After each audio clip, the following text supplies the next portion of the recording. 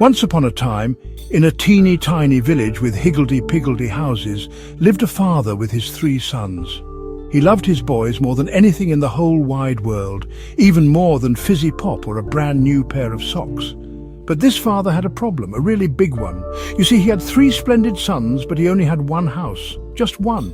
This wasn't a grand palace or a sprawling mansion. It was a cozy, comfy, crumbly sort of house, but there was only one of it, and you can't exactly slice a house into 3 pieces like a birthday cake, can you? That would be rather messy and quite drafty. The father scratched his head so much he nearly wore a hole in it. How could he possibly choose which son should get the house when they all grew up? It simply wasn't fair to pick one without a jolly good reason. He didn't want his boys to squabble or pull each other's hair. So he gathered his sons around the fireplace one evening. "My dear boys," he said, his voice as warm as the crackling flames, "I have a plan. It's a brilliant plan, if I do say so myself. You must each go out into the world and learn a trade. Find something you are fantastically good at. The one who returns and shows me the most masterful piece of work will win the house." The sons thought this was a splendid idea. It was an adventure. It was a challenge. It was much better than just sitting around and wondering who would get the house. They all agreed that this was the fairest way to decide. The father wanted them to understand something important. It wasn't about being the strongest or the cleverest in a bookish sort of way. It was about finding a special skill, a talent that was all their own, and working hard to become the very best at it. He hoped this quest would teach them about effort, patience, and the joy of doing something wonderfully well. So with their bags packed with a spare pair of underpants and a jam sandwich each, the 3 brothers prepared to set off on their separate journeys. They promised their father they would work their socks off and learn a trade that would make him proud. They hugged him goodbye, their hearts full of excitement and a little bit of sadness at leaving their comfy home.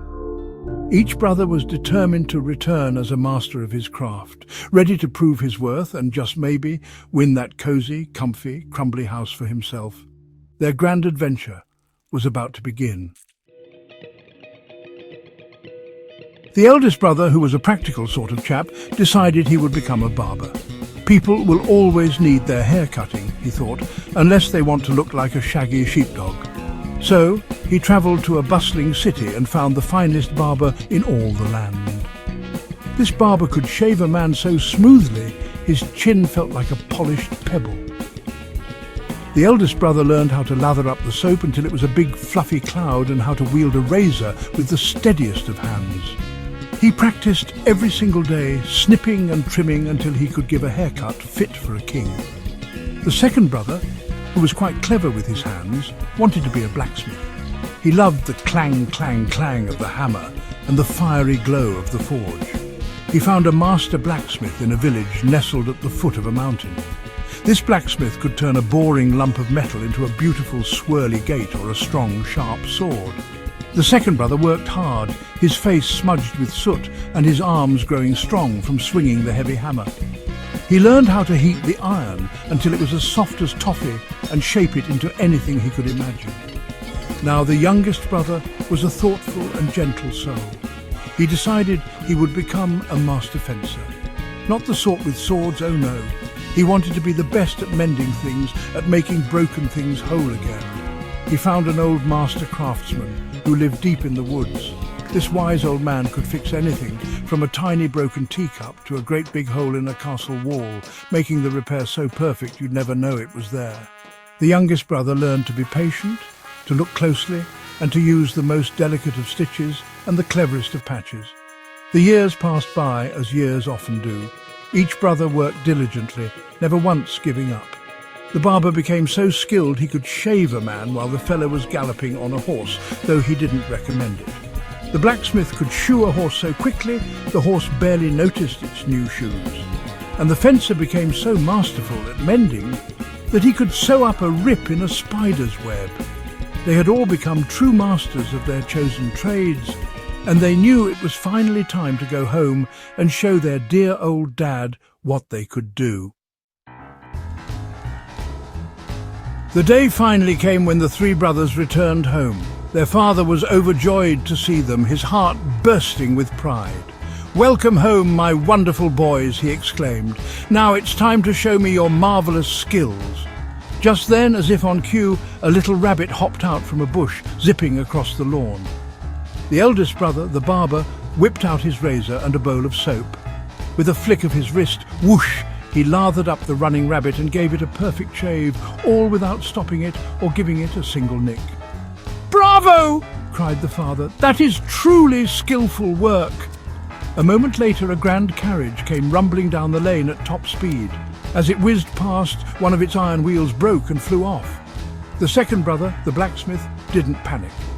He grabbed his hammer and some iron, ran after the carriage, and clang, clang, clang.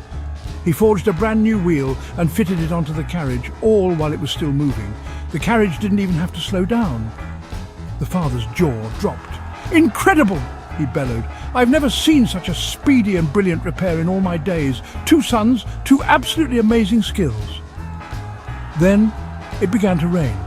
Not just a little drizzle, but a proper downpour, with rain lashing down from the sky.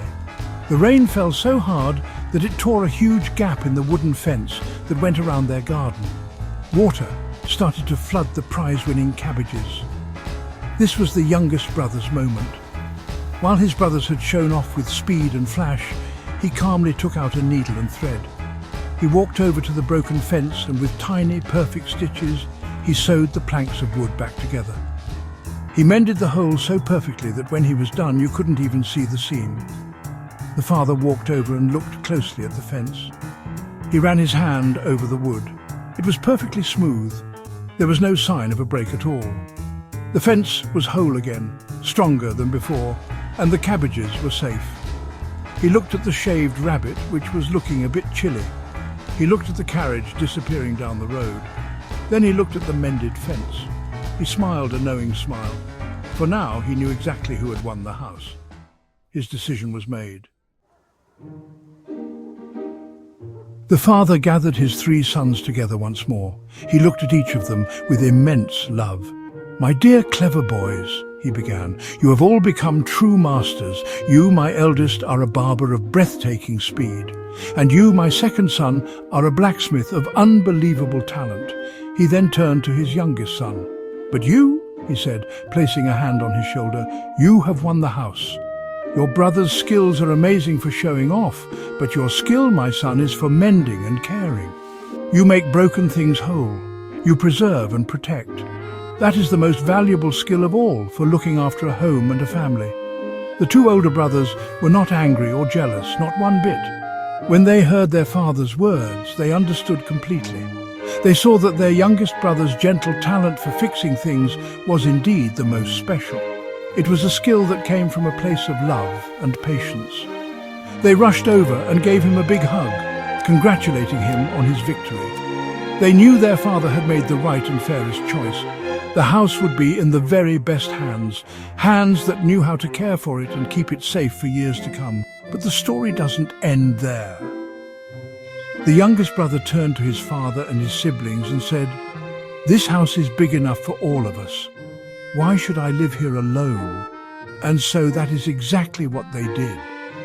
The 3 brothers lived together in their father's house, and it became the happiest home in the entire village. The barber opened a little shop in the front room, giving the whole village the most stylish haircuts. The blacksmith built a forge in the back garden, making the strongest tools and the most beautiful gates. And the youngest brother?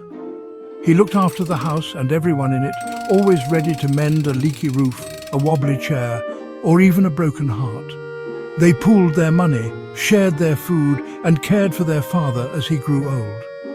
They proved that while it is wonderful to have a special skill, the greatest talent of all is to love your family and live together in happiness and harmony. Their house wasn't just made of wood and bricks. It was built with skill, fairness, and a whole lot of love. And that, as everyone knows, is the strongest kind of house there is.